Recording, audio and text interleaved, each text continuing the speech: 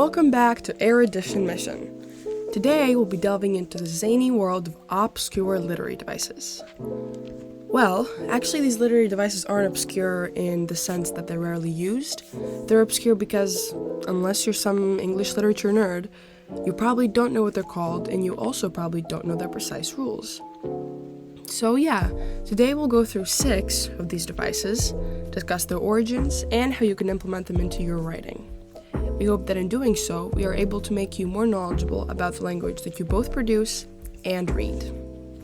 First up, we have anaphora. This is basically a repetition of a certain word or phrase that is often used for emphasis or rhythm in writing. Okay, that might sound confusing, so let's clear it up with a couple of examples. A famous one would be Lincoln's, "We cannot dedicate, we cannot consecrate, we cannot hallow this ground." The repetition, of course, being "we cannot." So basically, the repetition of a certain structure of a statement would be an anaphora. J.D. Salinger's quote from Catcher in the Rye is another good example. "It rained on his lousy tombstone, and it rained on the grass on his stomach. It rained all over the place." So, as you can see, anaphora is actually very common in writing as well as in speech, just not very often called by its name. So the next time you hear a very rhythmic, persuasive sentence, read it again, and maybe you will recognize that it is actually using the literary device anaphora. Next up we have polysyndeton. This literary device refers to the repeated use of coordinating conjunctions. So conjunctions like and, but, or, nor, and so on are used in close succession for special emphasis on each word used in the sentence. Again, let's clear it up with some examples. Even Shakespeare could not resist the persuasive appeal of the polysyndeton when writing Othello, and said, "If there be cords or knives, poison or fire or suffocating streams, I'll not endure it." Of course, the conjunction repeated here is or. A slightly more modern example would be James Joyce's "They lived and laughed and loved and left" from Finnegan's Wake, repeating the conjunction and. Okay, you probably get it, and surely have heard this literary device used countless times. And now you can put a name to the face. Polysyndeton, guys. The next obscure literary device we'll cover is an isocolon. An isocolon is described as a structural repetition technique that, as most of these devices, is used to advance the rhythm, emphasis, and momentum of both writing and speech. The isocolon-specific method of achieving this purpose is repeating the same grammatical structure in multiple phrases or clauses. This is what gives the isocolon the added effect of balance and symmetry that the previous devices could not provide. Isocolons usually also have a corresponsive structure and have equal or at least similar length. The word isocolon itself is derived from the Greek words iso, which means equal, and colon, meaning clause or segment.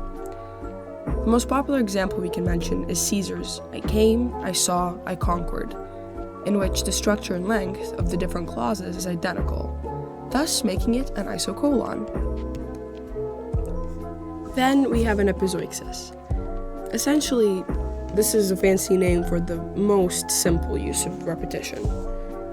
By definition, an epizoixis requires repetition of the same word or phrase in close succession and is used to appeal to the reader's or listener's emotions. A famous and effective example would be this quote of Winston Churchill: "Never give in. Never, never, never, never. In nothing great or small, large or petty, never give in except to convictions of honor and good sense. Never yield to force, never yield to the apparently overwhelming might of the enemy." Can you guess what the repetition is? It's never. Another example is "O dark, dark, dark, amid the blaze of noon" by John Milton, in which the word dark is repeated. Now, this next one is one of those literary devices which you've definitely seen before, but probably don't know the name of. It's a zeugma. Zeugmas are pretty interesting, both to write and to read, as they essentially involve using one word to describe 2 different subjects. For example, the skier destroyed his back and his chance of winning the cup. Here, the zeugma comes from the word destroyed, being used to refer both to the skier's back and his chances of winning the tournament. The term zeugma derives from Greek, with the word meaning to bond or to connect, which makes sense since you're essentially connecting the meaning of one word to multiple subjects.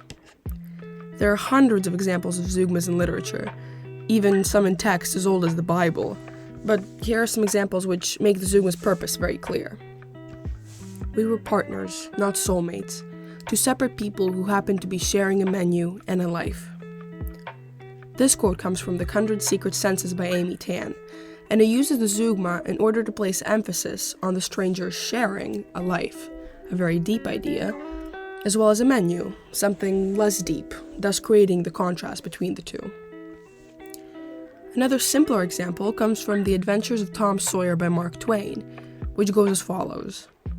They covered themselves with dust and glory. Here the zeugma is obvious. The verb covered is being used to refer to the characters being physically covered in dust, and also being used to the characters basking in glory. All around, zeugmas are pretty simple, and on screen right now are a few more examples that we created. For the final literary device, we have the portmanteau, which is a personal favorite of mine. This one's pretty simple to explain, but it's also really interesting. Basically, it's taking two words and blending them together to create a new word. For example, brunch, which is the combination of lunch and breakfast. The word portmanteau itself is interesting though, as it comes from the French word, which is used to describe a type of suitcase that opens up in two equal halves. This makes sense, as portmanteau words usually take half of one word and half of another.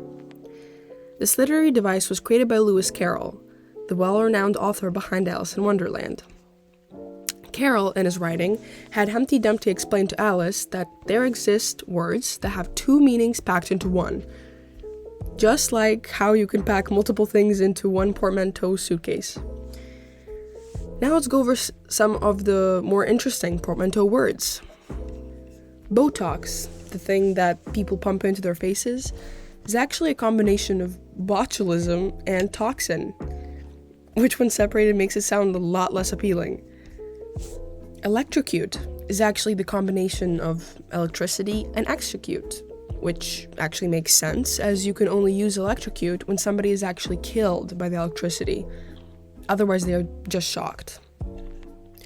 Another one I found pretty interesting was vlog and blog, which come from video plus log and web plus vlog, respectively. There's hundreds of other portmanteaus out there, and I recommend you check some of them out if you're interested. But with that, we have reached the end of this short little video, so if you enjoyed it, please leave a like and subscribe.